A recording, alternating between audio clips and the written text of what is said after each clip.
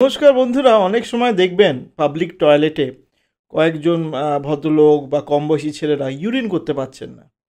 তারা দাঁড়িয়ে যতক্ষণে টয়লেটটা ফাঁকা হবে তখন ইউরিন করতে পারছেন। তাকে বলা হয় শাই ব্লাডার সিনড্রোম। খুব কমন, যতটা আনকমন ভাবছেন অতটা নয় কিন্তু। এবং যদি আপনি সেই প্রবলেমে ভোগেন, আপনিও একা নয়। কারণ আমি দেখেছি ইউরোফ্লোমেট্রি করবার সময় যখন আমি পেশেন্টদের বলি, তারা বলে না ডাক্তারবাবু, পেছনে যদি কেউ বলে ডাক্তার যে আপনি ইউরিন করতে শুরু করুন, তখন কিছুতেই আমার ইউরিন হয় না। এটা কিন্তু টয়লেট ট্রেনিং প্রবলেমস, ছোটোবেলাকার টয়লেট ট্রেনিং প্রবলেমস। ঠিকমতো ইউরিন করতেন না, চেপে থাকতেন, পটি পরিষ্কার হয় না, এবং anxiety disorder, social anxiety disorder, এরা সবসময় ইন্ট্রোভার্ট থাকেন। তার মানে ওষুধও কিন্তু ঠিক তেমন ভালো পাওয়া যায় না।